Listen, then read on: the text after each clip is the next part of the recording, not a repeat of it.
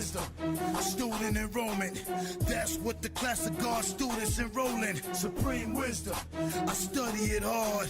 The study of myself is the study of God. Supreme wisdom, write your letter, get your X. Supreme wisdom, that's what you'll be getting next. Supreme wisdom, some call it the lessons, but I call it life, actual facts, no guessing.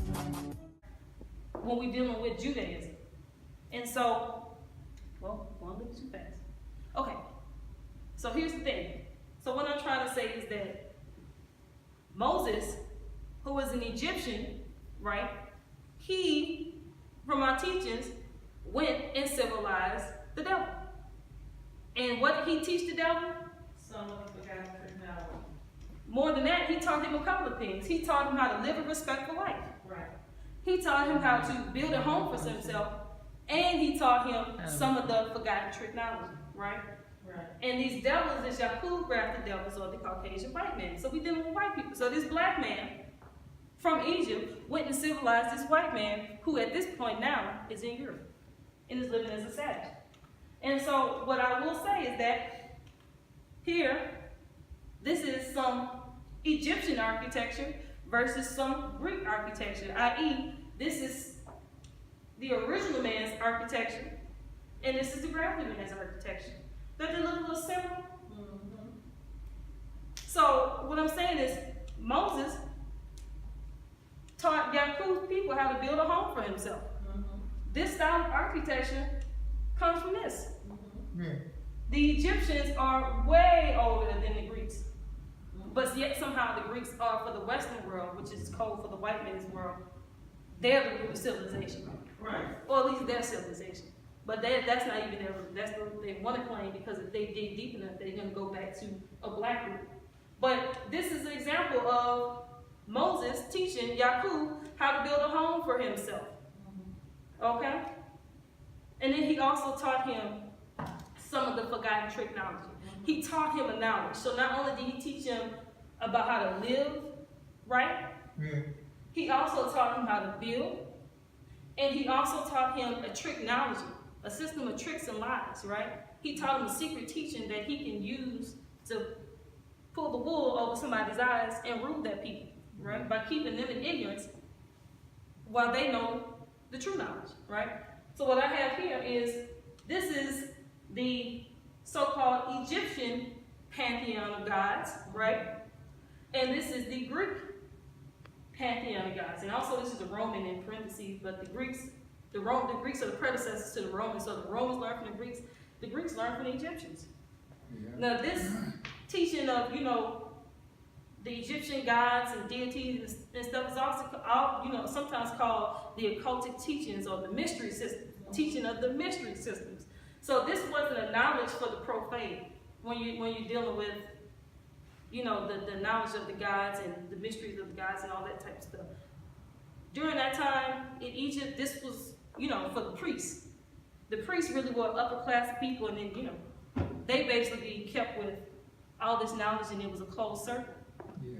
And then they were the Pharaoh's right hand whenever they, when they called on them, just like, with Moses. When Pharaoh called on his magicians, to do battle with, to throw down with Moses. He called on his magicians. And this is the things that they learned. That's the technology. Because that's what Pharaoh's magicians used. They used tricks. Whereas Moses was using the power of God. But here it says the earliest known contact between Greek and African, and I like this one, because they didn't just say Egypt, they said Africa. They being very direct and blunt. It says the earliest known contact between Greece and Africa occurred in the Bronze Age. What age? Bronze Age. Who else was in the Bronze Age? This was when this religion was coming about in the Bronze Age. This person, I'm speculating about if he's this person, but I'm saying this person around the Bronze Age.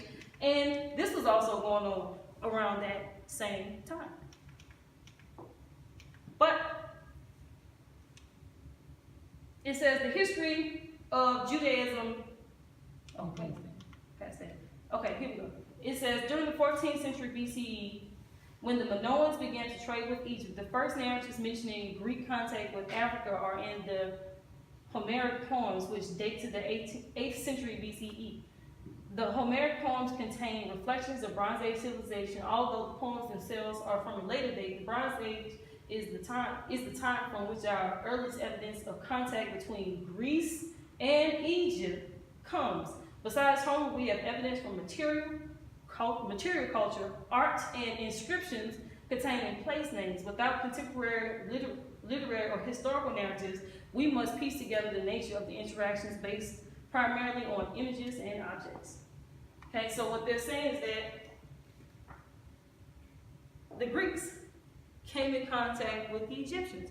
Now, on another one dealing with this same issue, because I was looking for this connection, I was just trying to find somebody just outright said that the Greeks taught, the Egyptians taught the Greeks, but they said that the Greeks, before they said basically they said that the Greeks' success was mainly based off of their being very insular. They had a period of time where they just really kept to themselves, and then they said all of a sudden they just burst out of nowhere with just all this philosophy and knowledge and mathematics and stuff. But they're saying that's because they got it from the Egyptians, because some of the Greek philosophers traveled to Egypt, learned from Egypt, and brought it back to where they were.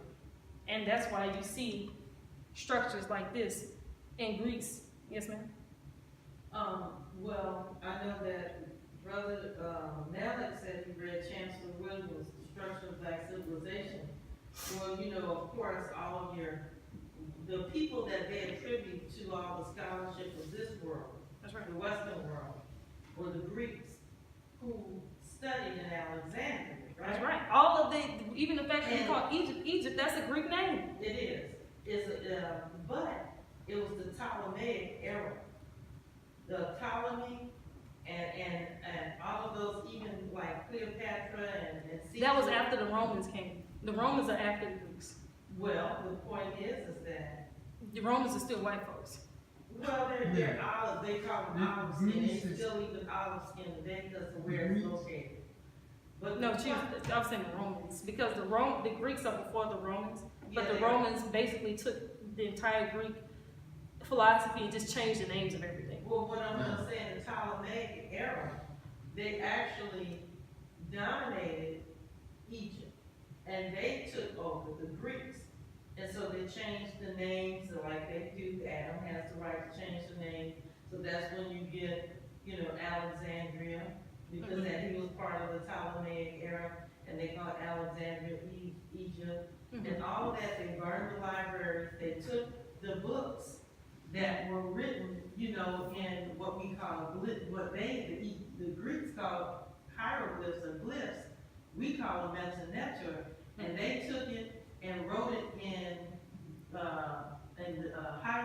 wrote it in the Greek language, burned the libraries, so we would not find out that, the original people had built this civilization, and then they supplanted, just like the same thing with Jacob supplanting, the Greeks supplanted the Egyptians. That's so this is a history that goes all the way down to today, where the Jews, the so-called Jews.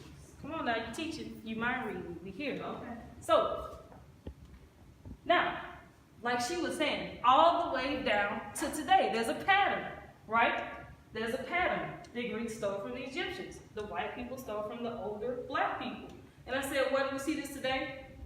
This is another example. This is a Egyptian obelisk in Egypt, but yet here's an obelisk in Rome, which is in Italy, which is in Europe.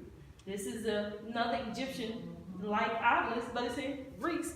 And we also have the same Egyptian obelisk in Washington, D.C., right here. So they did it in the past, they're still doing it today. Yeah. This is the Lincoln Monument in Washington, D.C. Here is a statue of Ramses. I believe this is at Karnak. This is in Egypt. I'm not sitting here and act like I'm an Egyptologist. I'm not. But this is Ramses sitting on the throne. A megalithic, a giant image of Ramses sitting on the throne. But this is in Egypt. Right? So they did it back then. They're still doing it today. But not only are they doing it over there, right here. Yeah.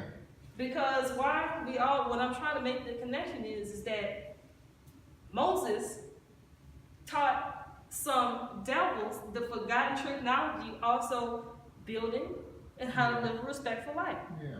And so what I'm saying is that that group is still present today.